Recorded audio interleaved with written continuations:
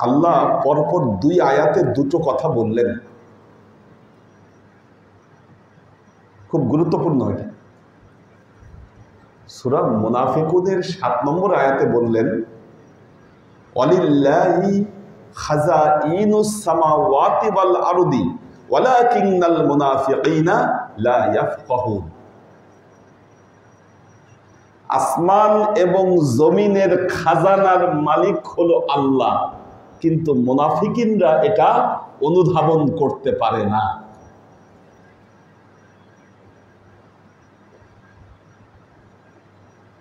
কি বুঝলেন এই কথার দ্বারা? আসমান এবং জমিনের খাজানা আল্লাহর হাতে, কিন্তু মুনাফিকরা এটা অনুধাবন করতে পারে না। এটার দ্বারা কি বুঝলেন?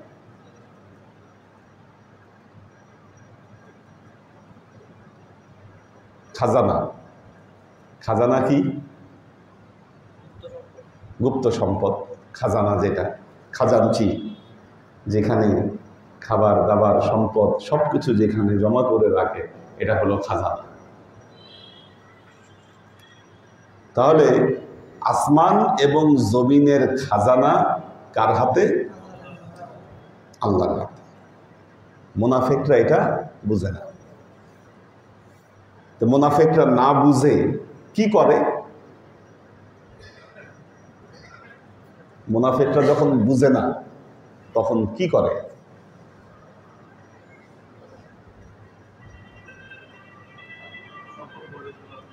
হ্যাঁ, নিজেরা নিজেরা সম্পদ গড়ে তোলার চেষ্টা করে। কেন? মনে করে আমি বহুত কিছু পারি, আমার পক্ষে বহুত কিছু করা সম্ভব,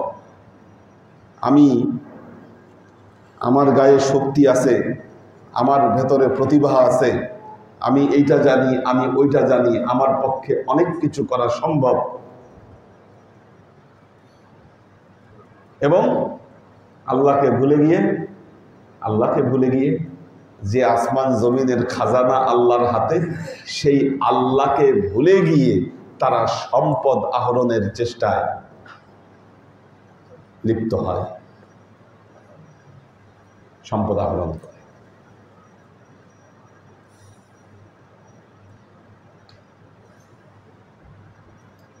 আপনি পারবেন আসমান জমিনের খাজানা? আপনি পারবেন সম্পদ অর্জন করতে আল্লাহ যদি আপনাকে না দেয়?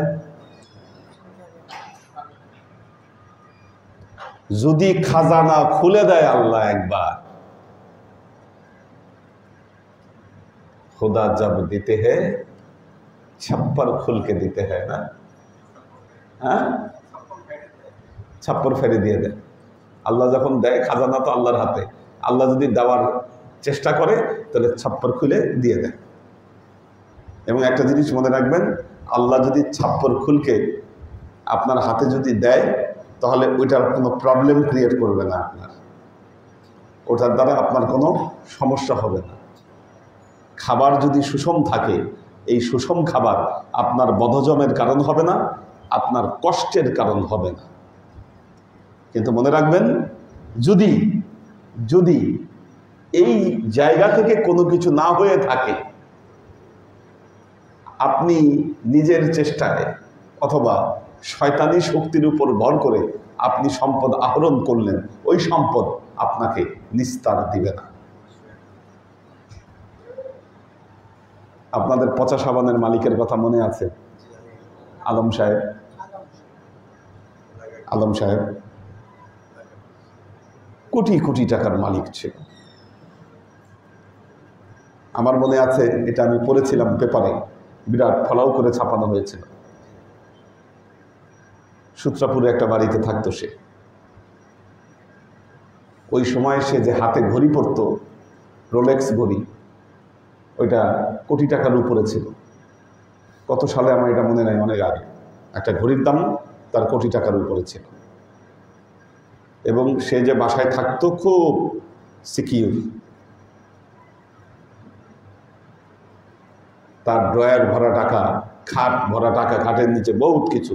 তার মেয়ের জামাই, আপন মেয়ের জামাইরা যুক্তি করে তাকে মেরে এই ঘড়ি, টাকা পয়সা যা কিছু আছে সব ওখান থেকে লুট করে নিয়ে গেছিল।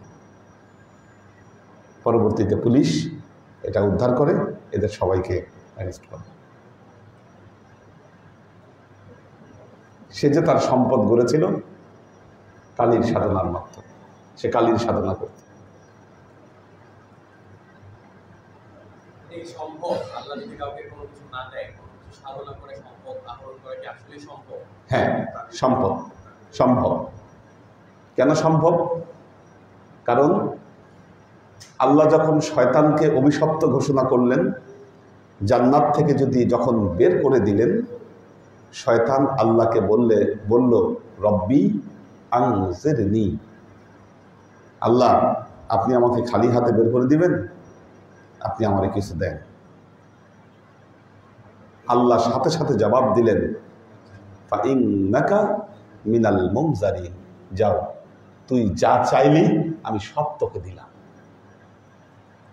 এ কথা বলার সাথে সাথে আবার শয়তান আল্লাহকে বলল লা উগাইয়িয়ান্নাহুম আজমাইন, আল্লাহ তুমি যে আমার যে জিনিস দিলা এটা তো তেলেসমতি জিনিস, আমি এটা দিয়ে তোমার এই আদম সন্তান, এই আমি গোষ্ঠী শুদ্ধ এদেরকে আমি পথভ্রষ্ট করব।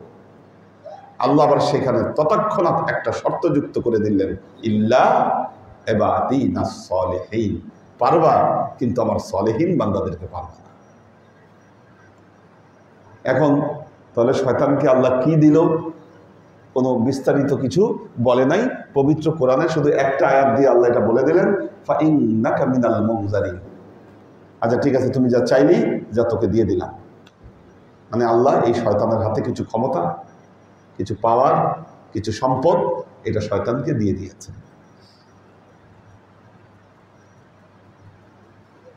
কেন কেন করলো? হক এবং বাতিলের মধ্যে পার্থক্য করবার জন্য। বর্তমানে মিডল ইস্টের কিছু মানুষ কিছু একটা নতুন ফিলোসফি তারা উপস্থাপন করেছে। তাদের কথা হলো যে শয়তান আল্লাহর একনিষ্ঠ বান্দা, গোলাম, এবং সে হলো জান্নাতের পাহারাদার। আল্লাহ ছাকনি হিসাবে শয়তানকে ব্যবহার করতেছে। সে তার মায়া জাল বিছিয়ে রেখেছে, যারাই তার জালের মধ্যে ধরা খাচ্ছে আল্লাহকে বলতেছে, আল্লাহ এই যে এটা তোমার, এটা তোমার কাছে যাওয়ার যোগ্য না, এটা বাতিল, কারণ ও আমার ধোকায় ধরা পড়ে গেছে।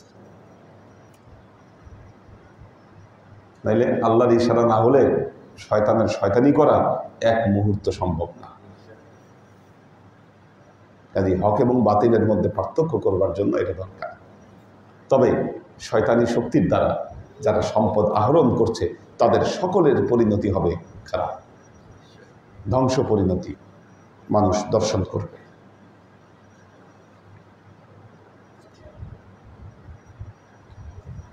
কত দরবেশ সুফি ধরা খেয়ে গেল, 1000 কোটি টাকার মালিক,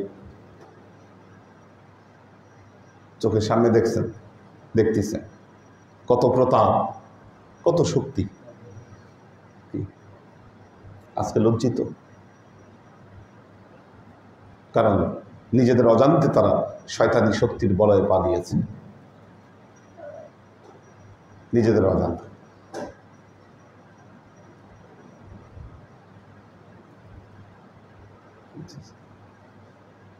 যারা দুর্নীতির দায়ে যারা দুর্নীতিগ্রস্ত হয়েছে, ছাগল মতিউর,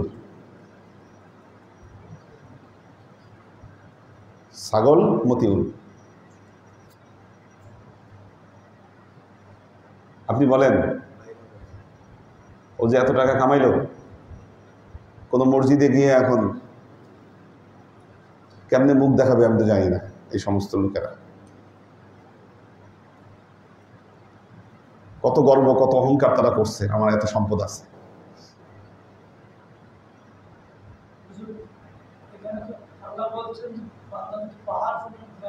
হ্যাঁ হ্যাঁ হ্যাঁ, এখন হলো দুরকম, একটা হলো হক্কুল এবাদ, একটা হলো হক্কুল্লাহ। হকুল্লাহ, হকুল এবাদ। আপনি আল্লাহর কাজে বহুত গাফলতি করছেন, গুনাহ করছেন, আল্লাহ চাইলে একটা মুহূর্তে আপনাকে মাফ করে দিবে, যা তোরে মাফ করে দিলাম। এটা হলো হকুল্লাহর ক্ষেত্র। আর হকুল এবাদ হলো বান্দার হক, এটা সহজে ক্ষমা হবে না। আজকে আপনি এই যে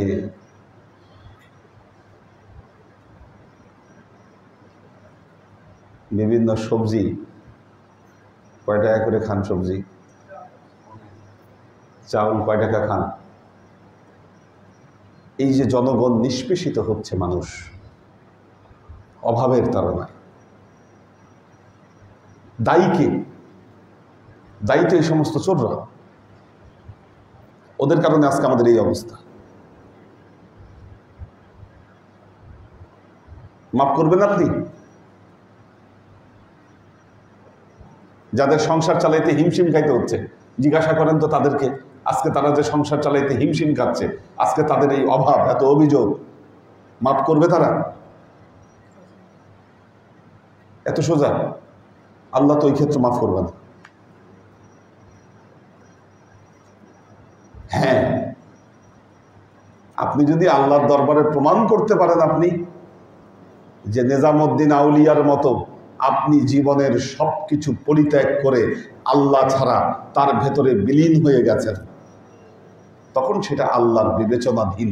আল্লাহ কি করবে সেটা? উনি তো খাজাইনুস সামাওয়াতি ওয়াল আরদ, যেহেতু ওনার হাতে, উনি চাইলে সব পারেন।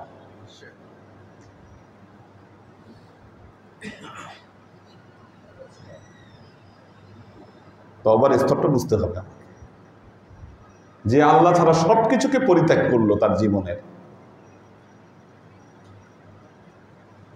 তার কথা ভিন্ন। আল্লাহ জানে সেটা কেমনে ব্যালেন্স করবে আল্লাহ।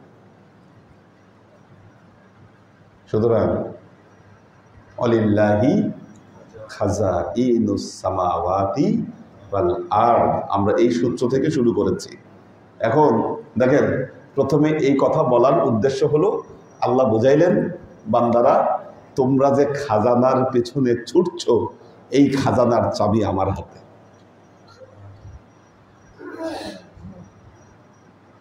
বুঝছেন কিনা? খাজানার চাবি কার হাতে? আল্লাহ। দুর্নীতি করবেন না কেন বলি? অবধারিত সত্য কথা, আপনার দুর্নীতিকৃত অর্থ আপনাকে অপমান করবে। ইন কুনতুম মুমিনিন, যদি সত্যি আপনি মুমিন হয়ে থাকেন।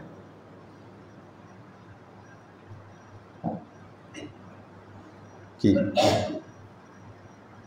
ওইটা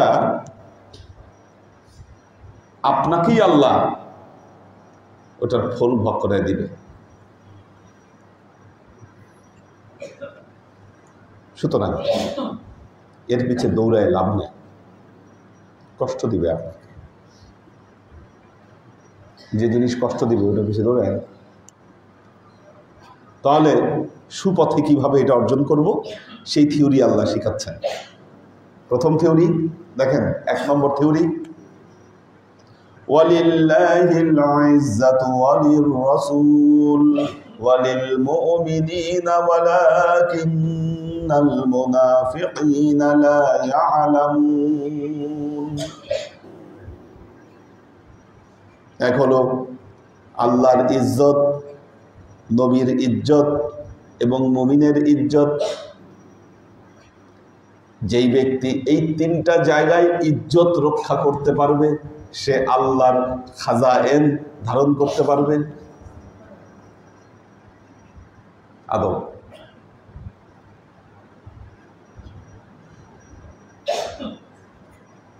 এক হলো আদব, এক হলো বেয়াদব।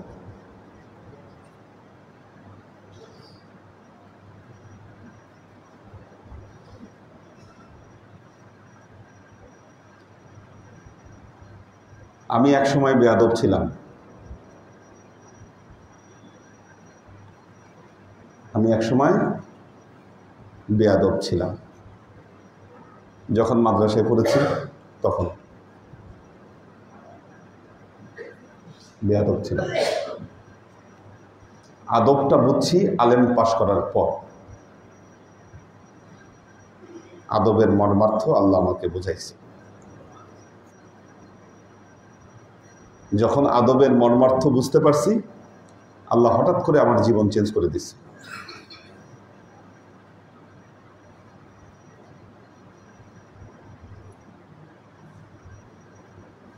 কিরকম? আমার মনে আছে, আমি যখন ইন্টারে উঠলাম, আলেমে যখন উঠলাম, আব্বার সাথে হযরত শাহজালালের মাজারে গিয়েছিলাম। তখন দেখতেছি আব্বা খুব ভক্তি নিয়ে মাজার জিয়ারত করছে, কিন্তু ওই সময় আমি এই মাজার জিয়ারত এগুলা পছন্দ করতাম না। কেন পছন্দ করতাম না জানেন? যেহেতু আমাদের পূর্বপুরুষদের একটা আসর আছে, ঠিক আছে, সেই জন্য এটা আমি ভালোভাবে নেই তো আমি ঠিক মতো ইয়াই করি নাই সেটা। কিন্তু পরবর্তীতে দেখলাম যে না, জীবনের অনেক কিছু ব্যর্থতা টের পাইলাম। আপনারা জানেন আমি খুব সাধারণ স্টুডেন্ট ছিলাম একটা সময়, এবং সেবার আলেমে আমি সেকেন্ড ক্লাস পাইলাম। আমার লাইফে কিন্তু কোনো সেকেন্ড ক্লাস নাই। পরবর্তীতে আবার ফার্স্ট ক্লাস পাইছি আলেমে, 2 বার পরীক্ষা দিয়েছি। মিরাকল আছে অনেক কিছু। তো বহু পরে আমার উপলব্ধি হয়েছিল যে না, আমার হয়তো ওই কাজটা ঠিক হয় নাই। যখন কোরআন নিয়ে গবেষণা করলাম এবং ওলিয়া উলিয়াদের ব্যাপারটা বুঝতে পারলাম যে আল্লাহ কোরআনে বলছেন বাল আহইয়াউন ওয়ালাকিল্লা তাশউরুন, তারা জীবিত, তোমরা বুঝো না সেটা।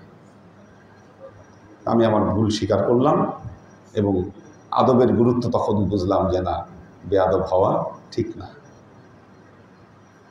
মৌলানা রুমির দর্শন পড়লাম, আজ খোদা মি জুয়াম তৌফিকে আদব বি আদব মাহরুম মন্দাজ লুৎফেরা। এরপর থেকে আমার জীবনের কোনো পরীক্ষায় সেকেন্ড ক্লাস তো দূরের কথা, আমি সেকেন্ড হইনি। এটাই বললাম যে আল্লাহ আমার জীবন চেঞ্জ করে দিয়েছে, দেশে বিদেশে সব জায়গায়। আদব, আমি বুঝেছি আদবের কি গুরুত্ব। সেজন্য চেষ্টা করি আদব রক্ষা করবা। আদব রক্ষা করবা। আপনাদের বড় ব্যর্থতা হচ্ছে এই জায়গাটা, আপনারা আদব রক্ষা করেন না।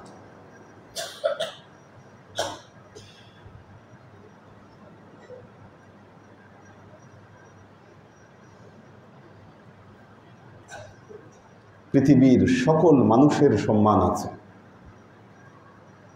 যথা জায়গায় যথা মানুষের সম্মান আপনারা বোঝাইতে পারেন না। বড় লোকের সাথে এক আচরণ করেন, গরিবের সাথে আরেক আচরণ করেন। বয়স্ক রিক্সাওয়ালা পাইলে তুই তাকারি করেন, সম্মান দিতে পারেন? ছোটদের বড়দের কোনো জায়গায় আদব রক্ষা করেন না আপনারা। কিভাবে আশা করেন খাজাইনুস সামাওয়াতি ওয়াল আরদ আপনার হাতে ধরা দিবে? এত সোজা? এটা তো গুপ্ত তত্ত্ব, গুপ্ত তত্ত্ব। এটা জীবন মুহূর্তে পরিবর্তন হয়ে যাবে। আপনার নেচার, আপনার স্বভাব আপনি পরিবর্তন করেন। মুর্শিদের আদব শিখায় কি হবে? আপনি যদি আপনার পাশের মানুষকে, আপনার চাইতে ছোট যারা, আপনার আশেপাশের মানুষ যারা আছে, তাদের সাথে যদি আপনি আদব দেখাইতে না পারেন, মুর্শিদের আদবের কোনো প্রশ্নই আসে না। এ আদব শিখা তো বহুত দূরের কথা, দূর কি বা।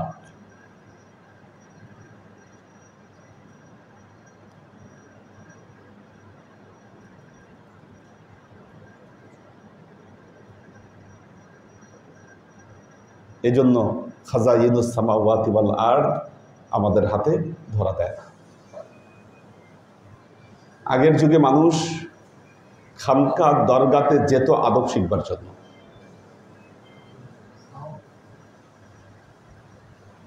খানকা দরগা এগুলাতে যেতই মানুষ আদব শিখবার জন্য। দরগাগুলোতে এগুলাই শেখানো হতো, নাহলে আদবের শিক্ষা অন্য কোনো জায়গায় মানুষ পেত না।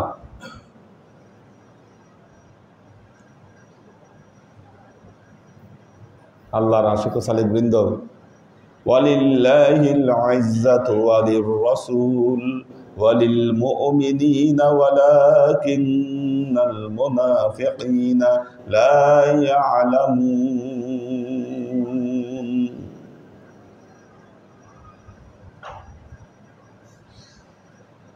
সিদ্ধান্ত আপনার। আপনি মানুষকে গালি দেন, আপনি মানুষকে গালি দেন,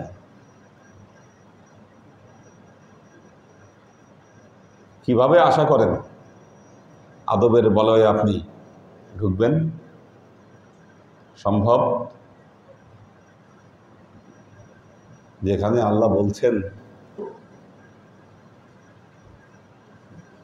কওলুম মা'রুফুন খায়রুম মিনাস সাদাকা ইউতবিউহা আযান। তোমার মুখের সুন্দর কথা ওই সদকার চেয়ে উত্তম যেই সদকা মানুষকে কষ্ট দেয়। মানুষকে দান করে কষ্ট দিবা দরকার নাই, তোমার দান করার দরকার নাই, তুমি সুন্দর ভাষায় কথা বলে তাকে বিদায় করো।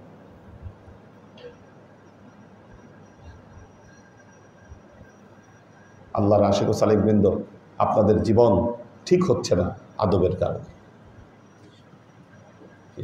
সন্তান বাবা মাকে আদব করে না, ভাই বোনকে আদব করে না, রাস্তার মানুষকে আদব করে না, পাড়া প্রতিবেশীকে আদব করে না।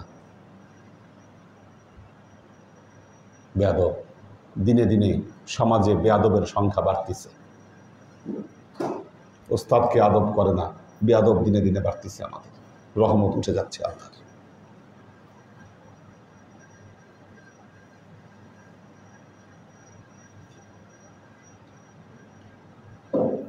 জীবনে যত বেয়াদবি করবেন আপনার ব্যর্থতার বোঝা জীবনে তত বাড়তে থাকবে। যত আদববান হবেন জীবনে আল্লাহ আপনার সফলতার মাত্রা তত বৃদ্ধি করে দিবেন।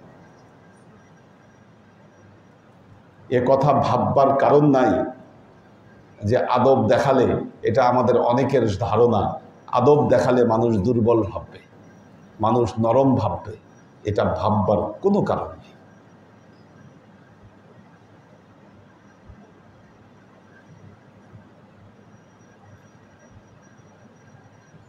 এই জন্য মনে রাখবেন, দরবার যেহেতু আদব শিক্ষার জায়গা, আমাদের এই আদবগুলোকে রিফর্ম করতে হবে। যতভাবে আদব প্রকাশ করা যায়, চলা ফেরায়, কথা বার্তায়, খাওয়া দাওয়ায়, সব কিছুর মধ্যে আদব দরকার আমাদের।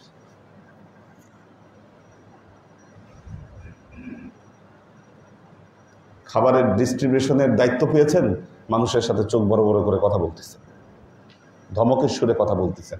এই দরবারে যদি এই পরিস্থিতি হয়, বলেন কিসের আদব এটা? কোথায় থাকবে আপনাদের এই অবস্থা? দান খয়রাত সবকিছু ব্যর্থতায় পর্যবসিত হবে, লাভ হবে না। এটাকে ঠিক করতে পারছি না। পীরের দরবারে কিভাবে বসবে, কিভাবে থাকবে, আদব শেখাইতে হবে আমাদেরকে। যারা বেয়াদব তাদের জায়গা নাই, বের করে দেন তাদেরকে, কোনো সমস্যা হবে না। এটা আমাদের, আমরা তাদের মোহতাজ না, আমরা আল্লাহ ওয়ালারা, দুনিয়ার কারো মোহতাজ আমরা না। সারা দুনিয়া আমাদের মোহতাজ। সুতরাং আদবের যাদের সমস্যা আছে ধরে বসেন তাদেরকে।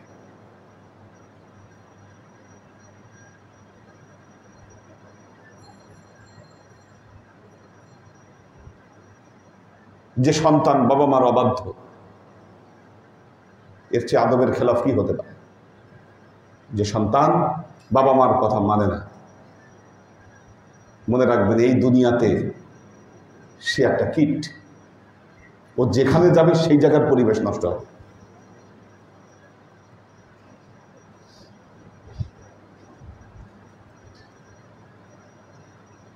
শুধুমাত্র আদব সংক্রান্ত কারণ। আল্লাহর আশিক ও সালেক বৃন্দ, সূরা মুনাফিকুন চলবে তাফসীর, গত 2-3 সপ্তাহ ধরে করছি। কেন বলছি? খাজানা যদি পাইতে চান, প্রথম শর্ত আল্লাহ আদববান হন।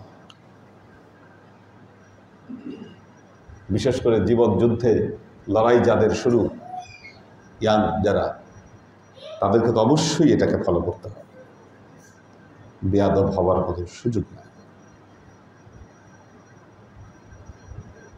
বারাকাল্লাহু লানা ওয়া লাকুম ফিল কুরআনিল আযীম ওয়া নাফা'ানা ওয়া ইয়্যাকুম লা আয়াতি ওয়া যিকরিল হাকীম ইন্নাহু তাআলা জাওয়াদুন কারীমুন মালিকুন রাউফুর রহিম। শকত ভাই আসলো না যে? আচ্ছা, এখন তো আরেকটু তাড়াতাড়ি করতে হবে, যেহেতু দিন ছোট হয়ে যাচ্ছে, রাত বাড়তেছে। এই জন্য আমরা একটু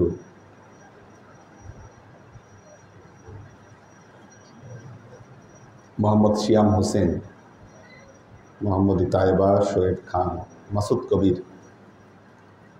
আরিফ হাসান, কানিস ফাতেমা খালম মিলি, জুনায়েদ হাসান,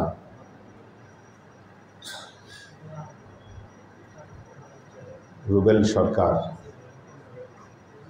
হিমেল মাহমুদ,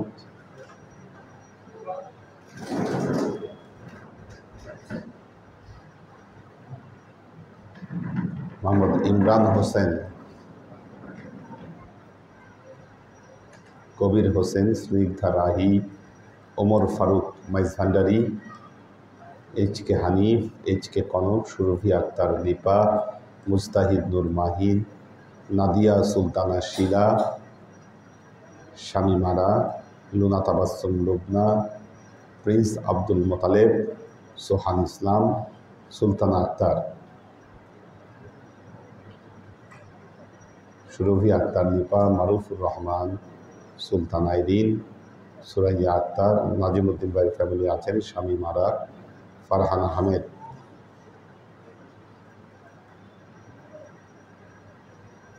ফারহান রহমান। দোয়া চেয়েছে, তার দাদু অসুস্থ। রিপা আক্তার, আখতার হোসাইন, আমিন, কামরুল আনাম, আরিফা শেখ, তাহমিনা ইয়াসমিন, সাজ্জাদ রহমান, ফারিজা ফাইরোজ। আল্লাহ সবাইকে ভালো রাখুন, সুস্থ রাখুন।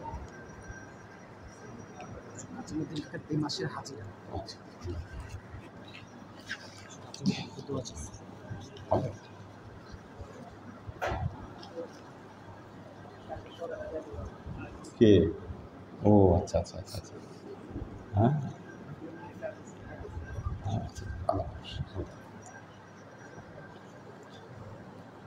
اللهم آمين. اللهم صل على محمد وعلى آل محمد كما صليت على إبراهيم وعلى آل إبراهيم إنك حميد مجيد. اللهم بارك على محمد وعلى آل محمد كما باركت على إبراهيم وعلى آل إبراهيم إنك حميد مجيد. ربنا ظلمنا أنفسنا وإن لم تغفر لنا وترحمنا لنكونن من الخاسرين. ربنا آتنا في الدنيا حسنة وفي الآخرة حسنة وقنا عذاب النار. ربنا لا تزغ قلوبنا بعد إذ هديتنا وهب لنا من لدنك رحمة إنك أنت الوهاب. اللهم إنك عفو تحب العفو فاعف عني يا غفور الرحيم الودود.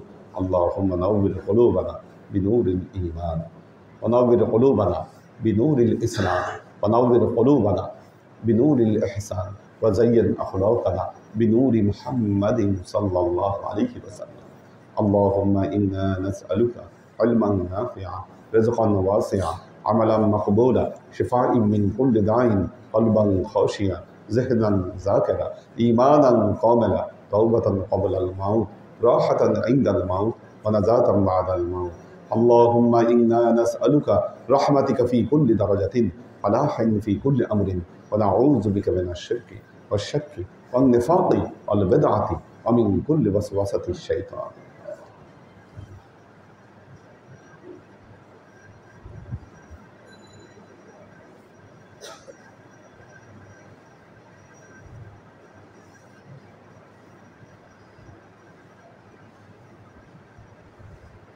ইয়া আল্লাহ হে রহমান ইয়া মালিক, আমরা এতক্ষণ তোমার দরবারে যে খতমে খাজেদান উপস্থাপন করলাম ত্রুটি মুক্তভাবে, এই খতমকে আমাদের তরফ থেকে কবুল করে নাও। তুমি এর যাজা আমাদের পেয়ারা নবী হযরত মুহাম্মদ মুস্তাফা সাল্লাল্লাহু আলাইহি ওয়াসাল্লামের কাছে পৌঁছে দাও। আল্লাহ, আমাদের নবী পরিবারবর্গের কাছে তুমি এর যাজাকে পৌঁছে দাও। এই দুনিয়ার সমস্ত আম্বিয়ায়ে কেরাম, সাহাবায়ে কেরাম, তাবেঈন, তাবেঈন, ওয়ালি আউলিয়া, গাউস, কুতুব, আমাদের মা বাবা, ভাই বোন, আত্মীয় স্বজন, এই দরবার থেকে যত পীর ভাই বোন চলে গেছে সবার রূহে তুমি এক চাচাকে পৌঁছে দাও। তুমি তোমার হাবিবের ওসিলায় আমাদের সবাইকে কবুল ও ক্ষমা করে দাও। আমাদের জীবন থেকে সমস্ত অভাব, অভিযোগ, বালা মুসিবত, দুঃখ কষ্ট, রোগ শোককে দূরীভূত করে দিয়ে দৃঢ় হস্তে তোমার দ্বীনের খিদমতের তৌফিক তুমি আমাদেরকে দান করো। আজীবন যেন তোমার হেদায়েতের পথে প্রতিষ্ঠিত থাকতে পারি সে তৌফিক তুমি আমাদেরকে দান করো।